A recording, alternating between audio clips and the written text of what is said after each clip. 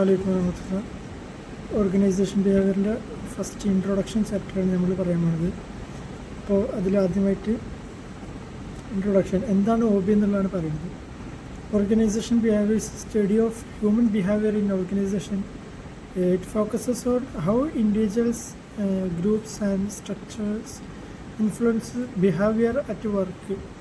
അപ്പോൾ organisation behaviour എന്ന് പറഞ്ഞാൽ മനുഷ്യന്മാരെ അല്ലെങ്കിൽ മനുഷ്യന്മാരുടെ സ്വഭാവങ്ങൾ ഒരു ഓർഗനൈസേഷനിൽ എങ്ങനെയാണ് വർക്ക് ചെയ്യുന്നത്, അത് പ്രധാനമായിട്ടും ഒരു ഇൻഡിവിജ്വൽസ്, ഗ്രൂപ്പുകൾ, അതിൻ്റെ സ്ട്രക്ചറുകൾ, അതെങ്ങനെയാണ് ആൾക്കാരുടെ വർക്ക് ബിഹേവിയറിൽ ഇൻഫ്ലുവൻസ് ചെയ്യുന്നത്. ഇപ്പോൾ നമ്മളൊരു കമ്പനിയിൽ വർക്ക് ചെയ്യുമ്പോൾ ആ കമ്പനിയുടെ ഒരു സ്ട്രക്ചർ അല്ലെങ്കിൽ അതിൻ്റെ ഒരു എൻവയോൺമെൻറ്റ് അത് വർക്കേഴ്സിനെ എങ്ങനെയാണ് ഇൻഫ്ലുവൻസ് ചെയ്യുന്നത്, അത്തരം കാര്യങ്ങളായിരിക്കും OBയിൽ നമുക്ക് കാര്യമായിട്ട് പഠിക്കാനുണ്ടാവുക. പിന്നെ അപ്പോൾ ഒരു OB പഠിച്ചൊരു മാനേജർക്ക് എന്തുകൊണ്ടാണ് ഒരു കമ്പനിയിലൊരു വർക്കർ അയാളിങ്ങനെ ചെയ്യാൻ കാര്യം, അല്ലെങ്കിൽ എങ്ങനെയാണ് ഒരു വർക്കറിൻ്റെ അല്ലെങ്കിൽ അയാളുടെ കയ്യിൽ വർക്ക് ചെയ്യുന്ന ഒരാളുടെ പെർഫോമൻസ് ഇമ്പ്രൂവ് ചെയ്യുക, അയാളെങ്ങനെ മോട്ടിവേറ്റ് ചെയ്യുക, അയാളുടെ ജോബിൽ അയാൾക്കൊരു സാറ്റിസ്ഫാക്ഷൻ കണ്ടെത്താൻ സഹായിക്കുക, ഇങ്ങനത്തെ കാര്യങ്ങളൊക്കെ ഹെൽപ്പ് ചെയ്യുന്നത് OB പഠിക്കുന്നതിലൂടെയാണ്. അപ്പോൾ അടുത്തത് meaning and definition of organisation behaviour. ഇതിൻ്റെ മീനിങ് ആൻഡ് ഡെഫിനിഷൻ എന്ന് പറയുമ്പോൾ ഈ OB is A systematic study of individual behaviour, group behaviour, organisation structure. അപ്പോൾ OB കാര്യമായിട്ടും 3 കാര്യങ്ങളെക്കുറിച്ചാണ് സ്ട്രക്ചറലായിട്ട് ഒരു സിസ്റ്റമാറ്റിക് ആയിട്ട് പഠിക്കുന്നത്. ഒന്ന് ഇൻഡിവിജ്വൽ ബിഹേവിയർ, ഒരാളുടെ ഒരു വ്യക്തിയുടെ സ്വഭാവത്തെ പഠിക്കും, പിന്നെ ഒരു ഗ്രൂപ്പിൻ്റെ സ്വഭാവത്തെ പഠിക്കും, പിന്നെ ആ ഒരു ഓർഗനൈസേഷൻ്റെ സ്ട്രക്ചറിനെ കുറിച്ച് പഠിക്കും. അപ്പോൾ ഓർഗനൈസേഷൻ ബിഹേവിയർ എന്നുള്ളതിൻ്റെ ഡെഫിനിഷൻ പറയുമ്പോൾ the organization behavior is the study of how people behave within organization and how this behavior affect organizational effectiveness.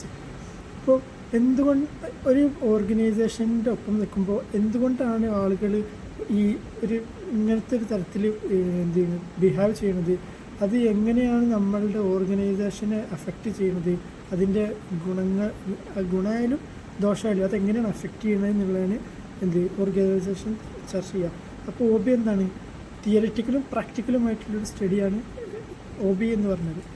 It combines. Okay, അപ്പോൾ നമ്മുടെ OB പഠിക്കുന്നതിലൂടെ നമുക്ക് എന്ത് ചെയ്യാൻ പറ്റും?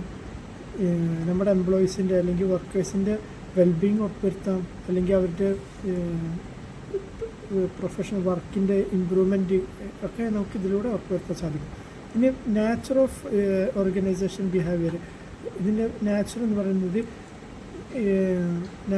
ക്യാരക്ടറിസ്റ്റിക്സ്. അപ്പോൾ ഈ ഓർഗനൈസേഷൻ ബിഹേവിയർ OBയുടെ ഒരു ക്യാരക്ടറിസ്റ്റിക് എങ്ങനെയൊക്കെ ഏത് തരത്തിലാണ് ഇതിൻ്റെ സ്റ്റഡി പോകുന്നത്. അപ്പോൾ OB is a interdisciplinary study. Okay, എന്ന് പറഞ്ഞാൽ അത് ഒരൊറ്റ സ്റ്റഡിയല്ല, അതിൽ സൈക്കോളജി വരും, സോഷ്യോളജി, ആന്ത്രോപോളജി, എക്കണോമിക്സ്, ഇങ്ങനെ മൊത്തത്തിലുള്ളൊരു സ്റ്റഡിയാണ് ഇത് നമ്മൾ ഫോക്കസ് ചെയ്യുന്നത്. പിന്നെ ഒരു ഹ്യൂമൻ സെൻറ്റേർഡാണ്, അത് മനുഷ്യന്മാരെ കുറിച്ചാണ്. അപ്പോൾ ഒരു വർക്കറിൻ്റെ പെർഫോമൻസ് എങ്ങനെയാണ്, അയാളുടെ മോട്ടിവേഷൻ, അയാളുടെ ഇത് സംബന്ധിച്ചായിരിക്കും ഇത് പ്രധാനമായും ചർച്ച ചെയ്യുക. പിന്നെ സയൻറ്റിഫിക് അപ്രോച്ചായിരിക്കും. ഇതൊരു ഇമോഷണൽ അല്ലെങ്കിൽ ഒരു വെറുതെയുള്ള സ്റ്റഡി ആയിരിക്കും. സയൻറ്റിഫിക് ഒബ്സർവേഷൻസ് ഉണ്ടാവും, അനാലിസിസുകളുണ്ടാവും, റിസർച്ചുകളുണ്ടാവും, അത്തരം ഒരു സ്റ്റഡി ആയിരിക്കും. പിന്നെ ഡൈനാമിക്കാണ്.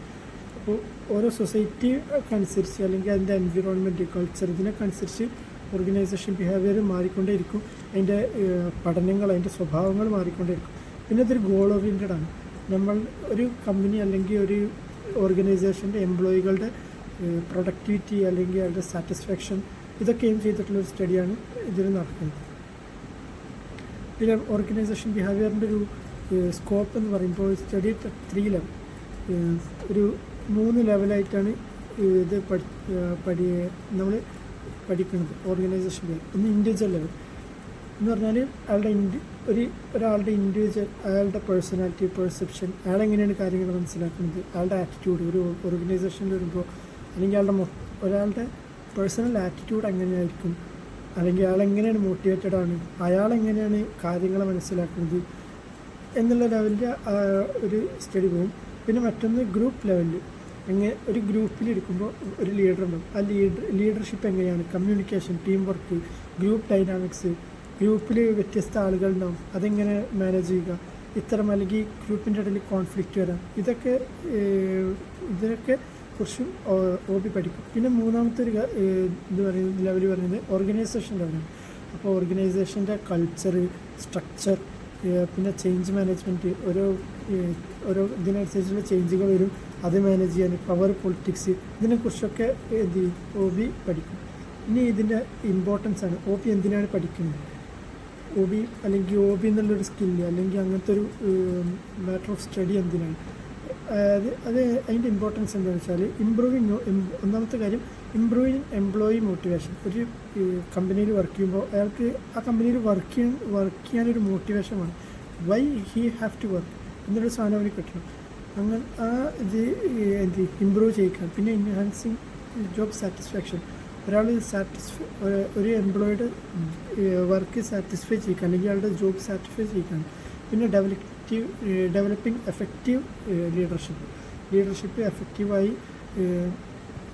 ലീഡർഷിപ്പ് ഡെവലപ്പ് ചെയ്യണം. പിന്നെ റെഡ്യൂസിങ് കോൺഫ്ലിക്റ്റ് സ്ട്രെസ്സും ഗ്രൂപ്പിൻ്റെ ഇടയിൽ കുറക്കുക. പിന്നെ ഓർഗനൈസേഷൻ്റെ പെർഫോമൻസ് ഇമ്പ്രൂവ് ചെയ്യുക. പിന്നെ എഫക്റ്റീവായ മാറ്റങ്ങൾ കൊണ്ടുവരിക. ഇതൊക്കെയാണ് ഇത് പഠിക്കുന്നത് കൊണ്ടുള്ള ഇമ്പോർട്ടൻസ്. ഇത്രയൊക്കെയാണ് ഫസ്റ്റ് ചാപ്റ്ററിൽ നമുക്ക് ചർച്ച